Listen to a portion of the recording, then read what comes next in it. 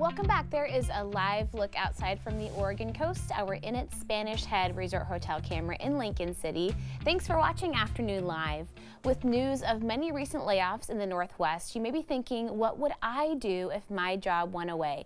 Here with actionable steps you should take if you lose your employment, we welcome the author of Professional Careers by Design, a handbook for the bespoke life, Dr. Sharon Hull. Thank you for joining us today.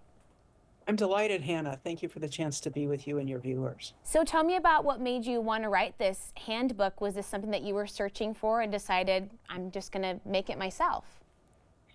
Thanks for the question. I actually, as a professional coach for the last dozen years or so, I kept looking for the book that would help people through career transitions in a systematic way that would apply across their lifespan.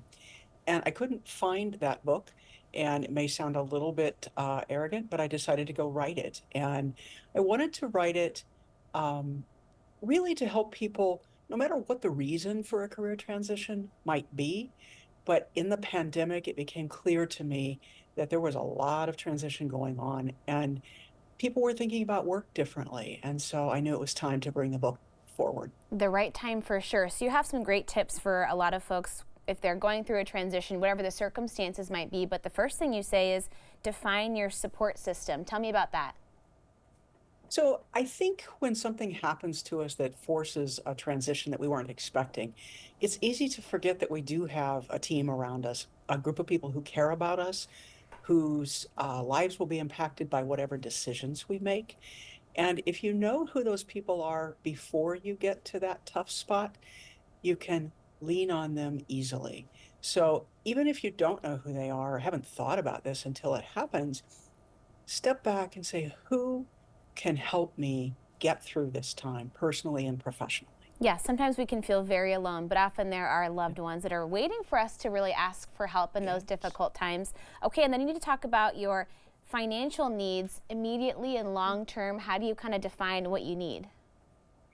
So, the first thing I encourage people to do when they're facing a challenge like this is think in chunks of time. And sometimes when a crisis hits, just thinking 3, 4, 5, 6 weeks out and saying, what do I have to have in the next few weeks?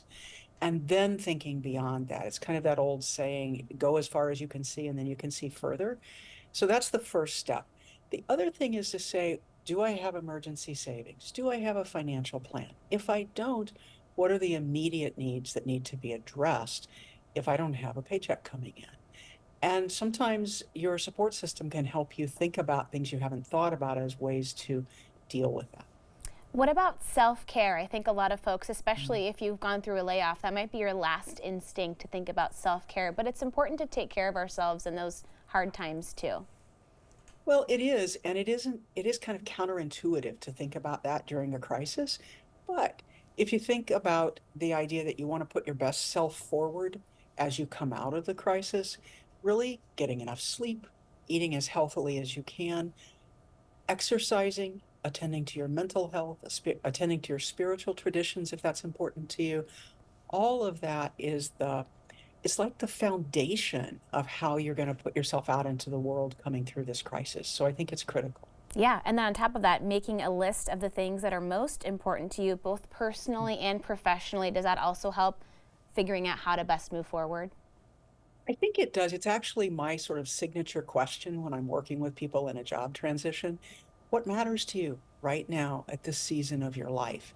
That's the other part of the foundation for making decisions. The first is self care, but the second is knowing what matters today.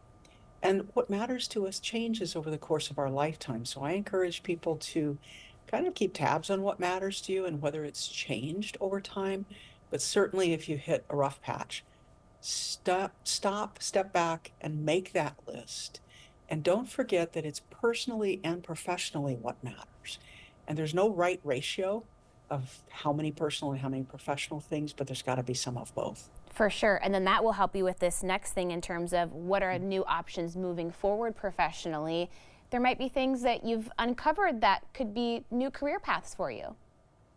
Right. And sometimes when we're in the throes of a crisis, it's hard to think about those things. But if you can attend to the basic functions of self care, making sure your financial needs are met in the short term, and take a breath and say, what's possible? That's my other favorite question. What matters to you is my first favorite question. But then what's possible here? And I encourage people at this stage to make a list of the options that they can see, and then go back to that group of people that are going to support you, your support team, and say, what do you see? Here's what I'm seeing. What have I missed? And I think it's a way to bring this full circle, and keep your stakeholders engaged, keep the people who want to support you most engaged in the decision making with you. It can be a really overwhelming time in transition, but I think this is great information that will help a lot of people. Thank you so much for spending some time with us today. Thank you for having me. I'm delighted to be here. Of course, the book again is Professional Careers by Design, and we'll have more information on our website at katu.com. We'll be right back with more Afternoon Live right after this.